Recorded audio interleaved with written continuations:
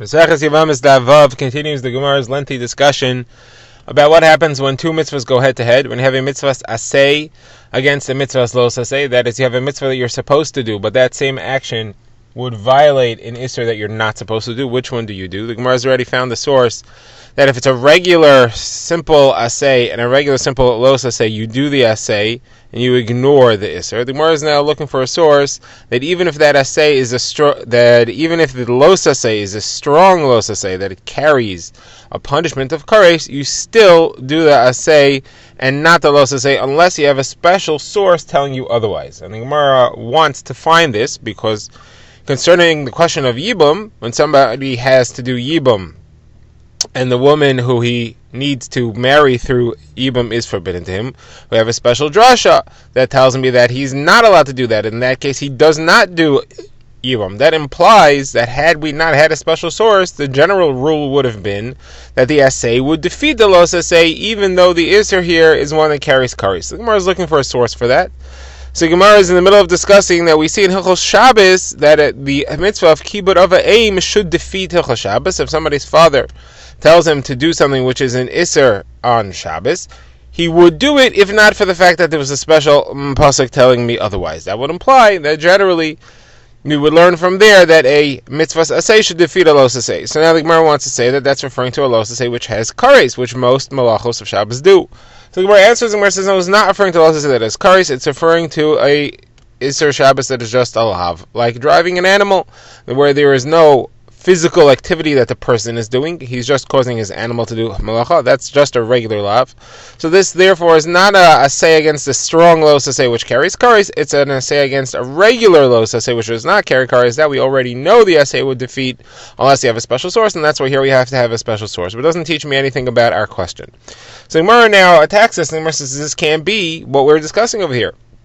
Because if we're talking about an asay against a regular lo asay, and we see that the Torah here is telling me that if someone's father tells him to do something that which is a violation of a regular lav on Shabbos, he should not listen to his father. We should learn from there that generally an asay does not defeat a lo asay. That's something which we've been trying to find the source for.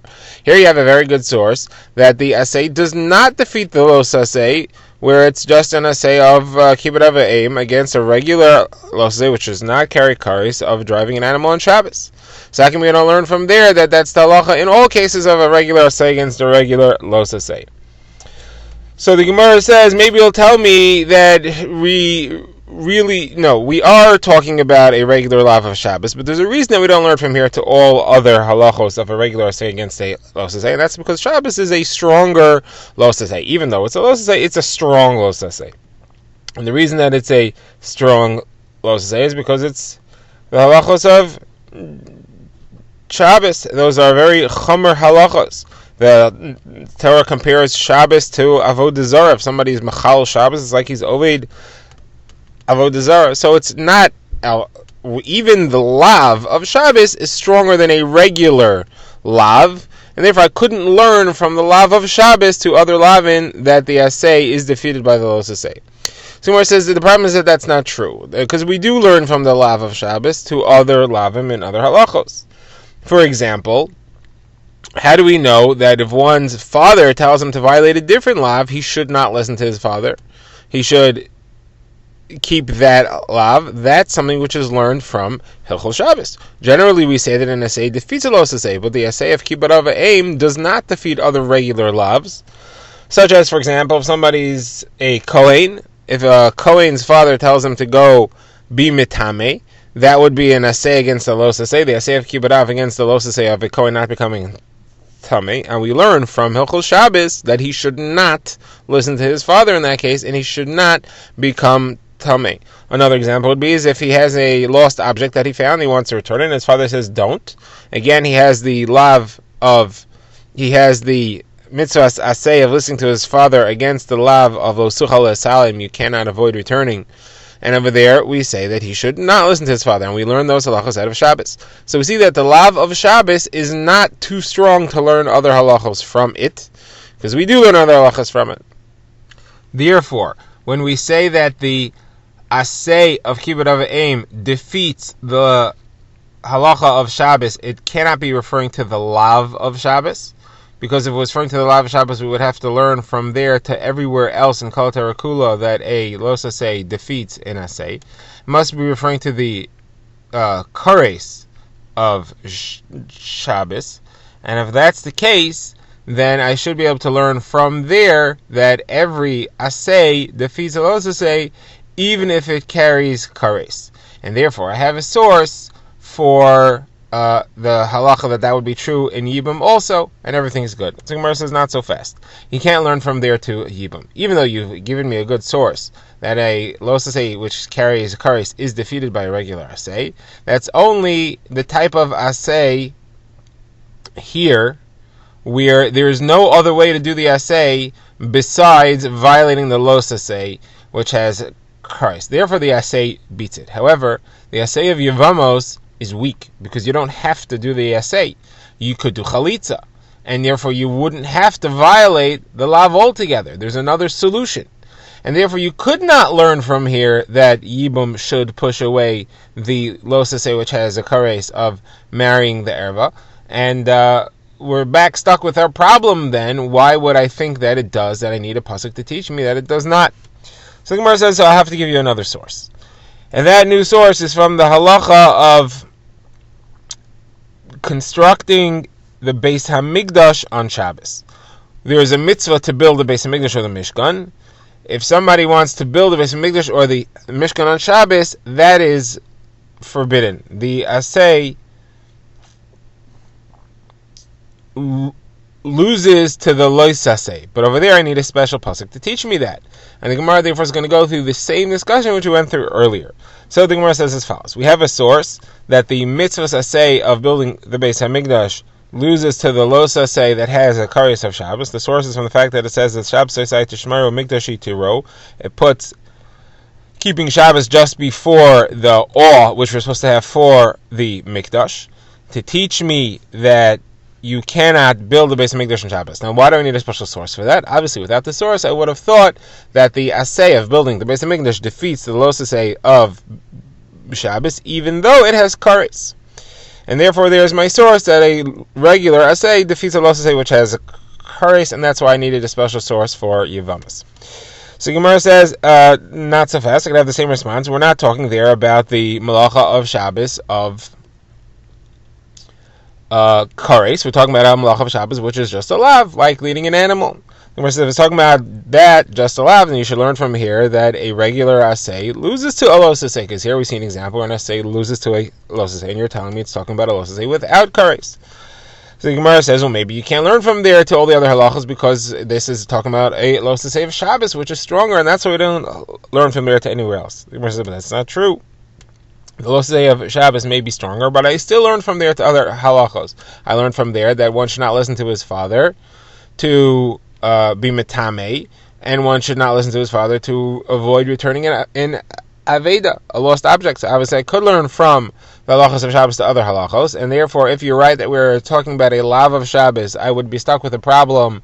Why don't I learn from here to everywhere else that a regular Asay loses to a Los Asay? But I don't. So obviously we're not talking about a Los Asay, we're talking about a Los Asay which carries Kares. And again, therefore I have my source that a Asay generally, without any other psukim to tell me otherwise, an Asay would defeat a Los Asay even if it has Kares. Amar says, no, maybe not. Maybe this is only talking about Hilchos Shabbos where there's no other solution. But in the case of Yevamos where there's another solution, it wouldn't help me.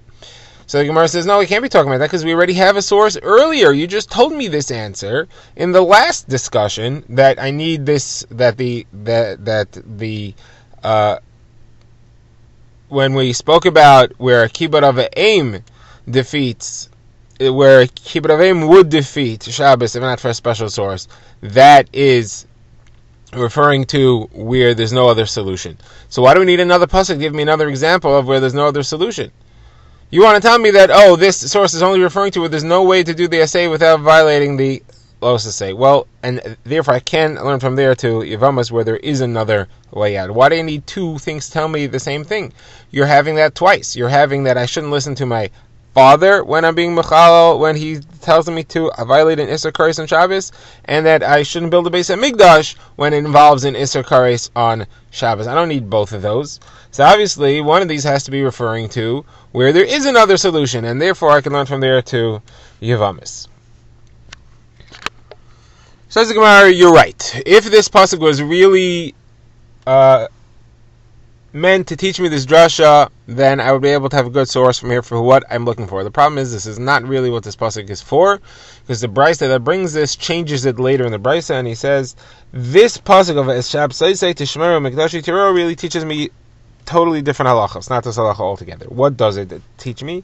It teaches me when you have fear for the Beis HaMikdash, you shouldn't be afraid of the Beis HaMikdash itself. You shouldn't be in awe of the Mikdash itself. You should be in awe of the one who commanded to build the Beis HaMikdash, and his presence fills the Beis HaMikdash. Where do I see that?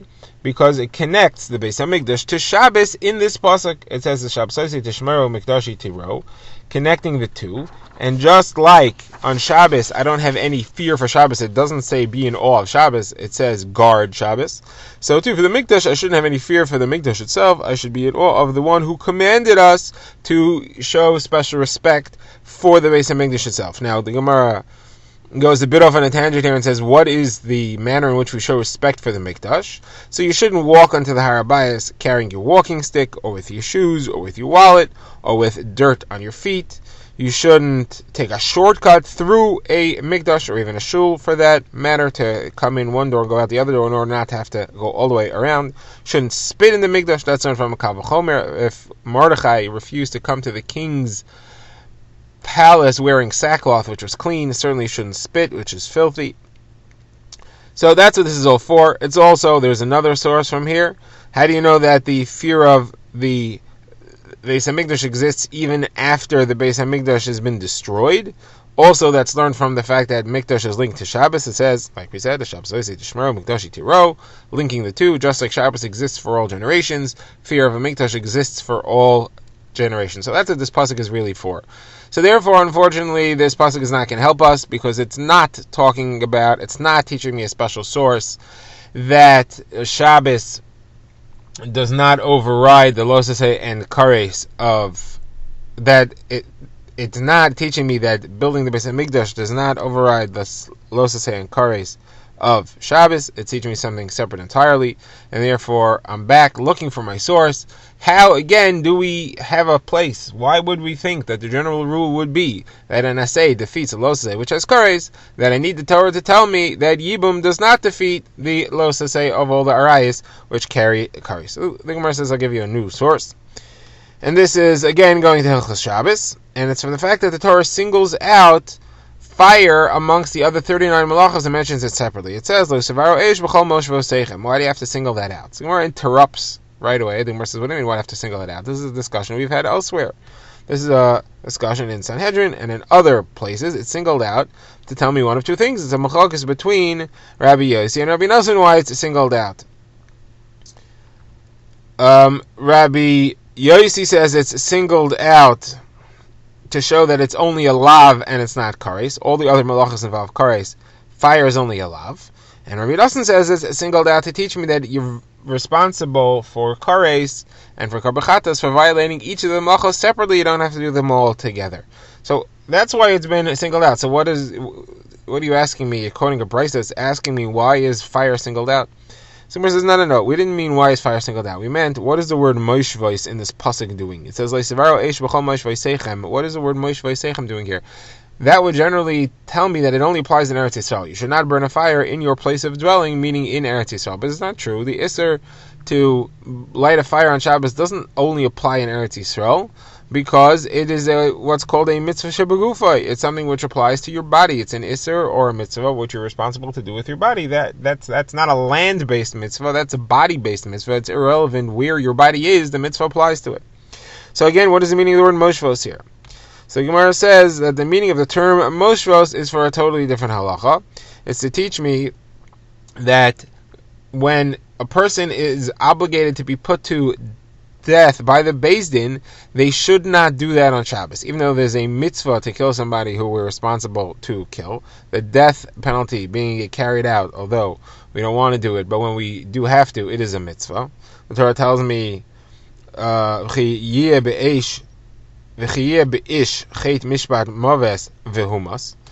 how do I know that mitzvah applies only during the week and you're not supposed to do that on Shabbos? So I learned that from this pasuk, B'chol Mosh V'Seichem. How so? So the Gemara says, well, I have a contradiction between it. We're quoting the Bryce here that spells that out. It says, I have a contradiction between the source that says, you're supposed to kill somebody, it's a mitzvah. On the other hand, and that seems to apply whether it's in the weekday or whether it's on Shabbos. On the other hand, it says, you're not allowed to kill people on Shabbos or kill anything on Shabbos. And if you do, it's an Isser, which carries kares. It's a malacha of Shabbos. So which one should I do? So the Gemara says, it's learned from Lo Sevara Eish B'chol Moshvos Seichem. You should not burn a fire in all your moshvos. Moshvos Seichem is a word that's used also in talking about a Beis Din. It says, V'hayu elechem l'chukos, mishpat l'dorei seichem, b'chol moshvei seichem. It's talking about a Beis Din, they use the term moshvei seichem. So the word moshvei seichem implies the presence of a court, and still the pasuk tells me, you should not burn a fire in any court on Shabbos. And there we see that you cannot put somebody to death on Shabbos through fire, and of course all the other types of execution would apply as well. Now, says the Gemara, so you're telling me you cannot put somebody to death on Shabbos. That's a special source. Now, what would be the Isser to burn a fire and put somebody to death on Shabbos? The simplest understanding would be that we're in the general opinion, the most widely accepted opinion, which is that of Rabbi Nassim, which holds that the Isser of Shabbos, the Isser of lighting a fire on Shabbos, is a Isser of kares. And yet I need a special source here to tell me that Shabbos, which carries kares here, would be pushed, that I need a source to tell me that I do not do the mitzvah of carrying out the death penalty when it involves Chol Shabbos, which has kares. That implies that otherwise, generally, without a special source, I would think, which is it should be the halacha, that a regular mitzvah saseh should defeat an Isser Shabbos which carries kares, and that should therefore be my source, and that's why I would need the pasuk from Yevamos to tell me otherwise in relation to Yevamos. So the Gemara says, no, maybe not. Maybe we're talking about Rabbi Yossi's opinion here that lighting a fire on Shabbos is just a lav, and that's why the essay of putting a person to death would defeat the los essay without a special source. So Gemara says, even according to Rabbi Yossi, this won't help you, because Rabbi Yossi only says that about lighting a fire. But here, even though we are talking about burning, the execution method of burning, the execution method of burning does not involve the Isser of lighting a fire. It involves the Isser of bishul, of cooking, because how did Beis Din burn someone? They boiled up hot lead and poured it down the guy's throat. So that's cooking the lead. You're melting the lead. Therefore, it's an Isser of bishul, which according to everybody is a melacha d'oraisa that carries kares, even according to Rabbi Yossi. So therefore, we see here then a clear source that, if not for the fact that it had a special pasuk, the mitzvah of killing somebody who deserves the death penalty would defeat the lo saseh of Shabbos, which carries kares, and that's why I need a special pasuk by Yevamos to tell me otherwise. So the Gemara says, no, still don't accept it. And there's a special reason here that I needed a pasuk. It's not that ordinarily I would always think under, the general rule is that a asay defeats a lo saseh which has kares. Here, there's a special reason I would think that this asay defeats a lo saseh which has kares. That's why I need a special source to tell me that it does not. But this does not prove that the general rule is that an asay defeats a lo saseh that has kares. What's the special source that I would think that that's true here? It's from the fact that there's a kal v'chomer that the Gemara brings. We should learn by kal v'chomer that the death penalty for somebody who deserves it should override Shabbos. What's a kal v'chomer? The halacha is that if somebody is a Kohen, he's doing the avoda, and he's obligated to receive the death penalty. We'll take him away from the avoda, and we'll give him the death penalty. The mitzvah of the death penalty pushes away the fulfilling of the avoda. That's an explicit pasuk says me'im is b'chiti kechenu lamas. Now, avoda though pushes away Shabbos. We do avodos on Shabbos, which violate the halachos of Shabbos.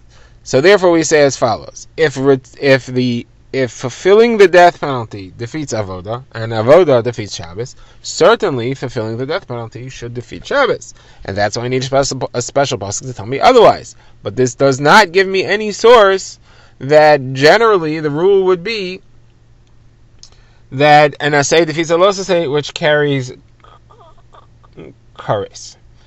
Now, the Gemara wants to know if this was the source, so then when we said when in the language of the Brisa, it said, we're not sure which one defeats which, whether the death penalty mitzvah should defeat Shabbos or not. What were we exactly not sure about? What would we had some tzad to get out of this kal v'chomer without a special source? What was my way to get out of it? So the Gemara says maybe I can learn from meis mitzvah, because meis mitzvah defeats the avoda. A kohen would go to bury a meis mitzvah, that is a corpse that has no one else to deal with it. He would do that even though it stops him from doing the avoda. But you cannot take care of a meis mitzvah on Shabbos because that's a malacha.